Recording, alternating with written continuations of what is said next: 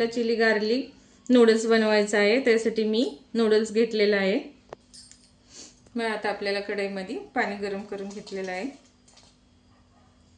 तर आपण ह्याच्यामध्ये नूडल्स सोडू।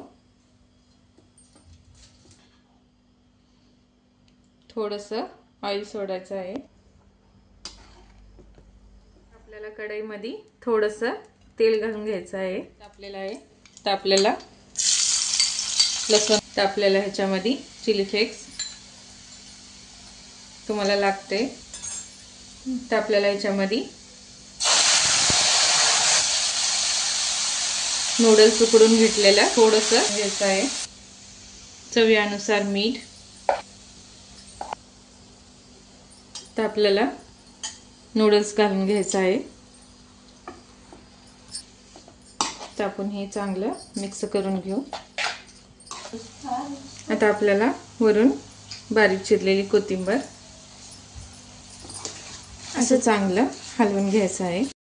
आपले नूडल्स तयार झालेले आहेत। असं झटपट होणारा नूडल्स तुम्ही पण ट्राय करा। रेसिपी आवडल्यास लाईक करा, सबस्क्राइब करा।